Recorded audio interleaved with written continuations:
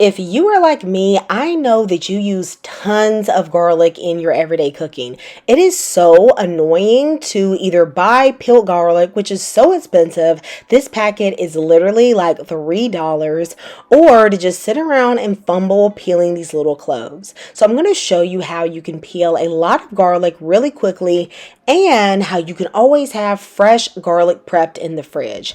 Once you do this, you will not be chopping garlic for 3 to 5 months.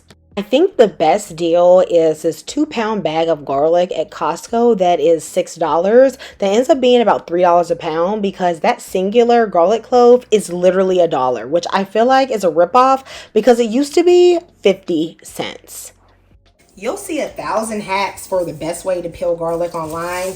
This is the best way I have determined to peel garlic the quickest. I have done the bowl method, I've done microwaving, I've done all that, and this always works for me. So I'm going to take a kitchen cloth and I'm going to surround some garlic. I'm using the cloth so that it can contain the garlic if it gets pushed away, and also will reduce mess. I'm using an olive oil bottle. You need something that has a flat bottom and is very heavy. As you can see, I do this a lot, so there's already garlic stuck to it, okay?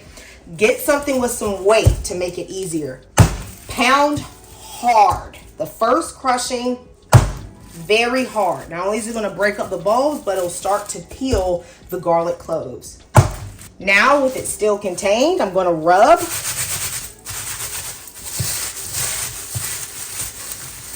Like, apply pressure with your hand when you are rubbing.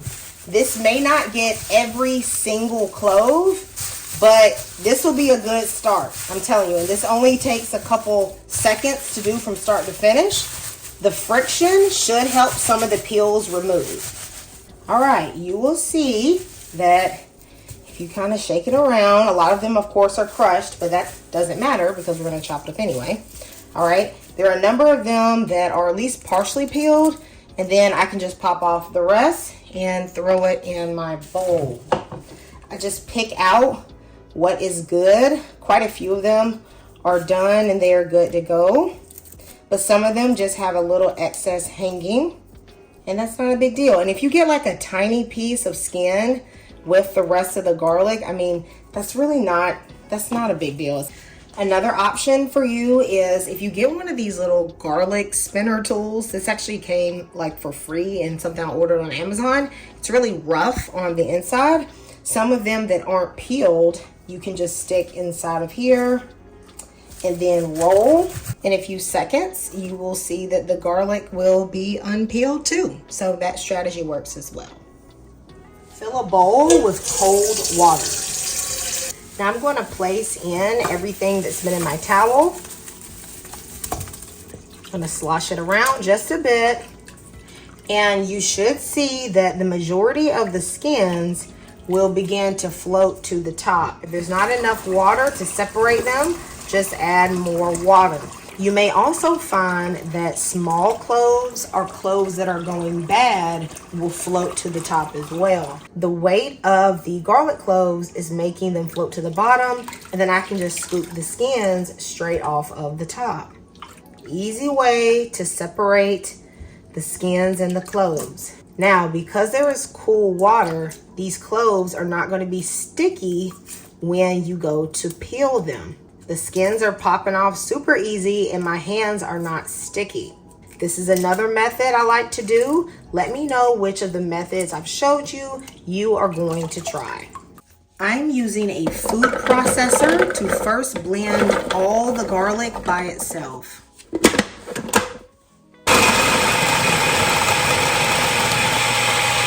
As you can see, within a few seconds, it's done. The garlic is a nice, good mince, but it's not pureed, which is what I like, okay?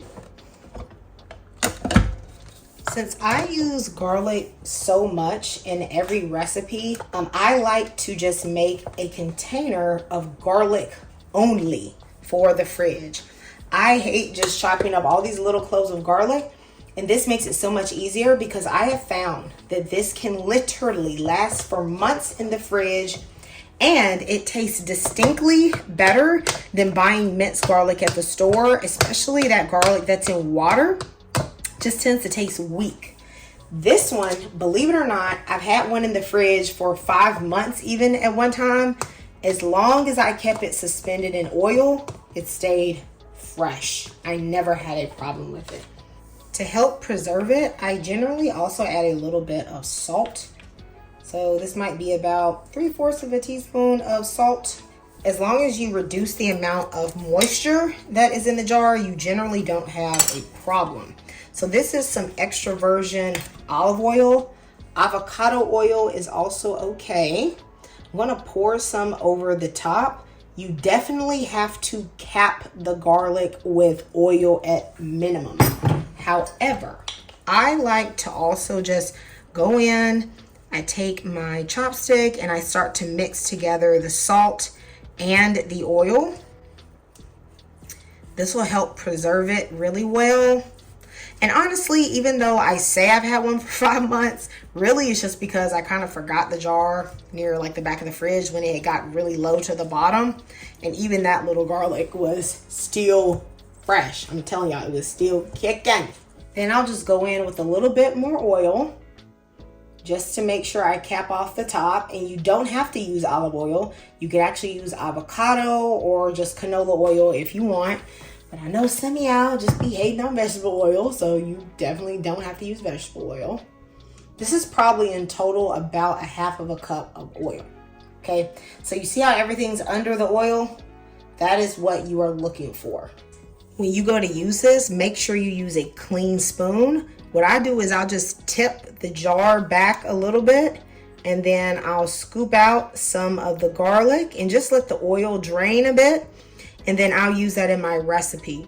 A tablespoon is about 4 cloves of garlic, and then I'll just lean the jar back over and the olive oil will kind of rise to the top, and then of course you can just take a spoon and push it down.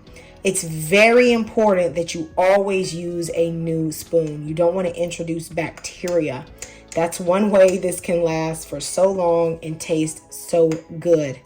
In an upcoming video, I'm going to show you how I use some of this chopped garlic to prep a fresh green marinade. Let me know if you're going to try any of these tips, and I will see you next time in Kamira's Kitchen. Goodbye, and God bless.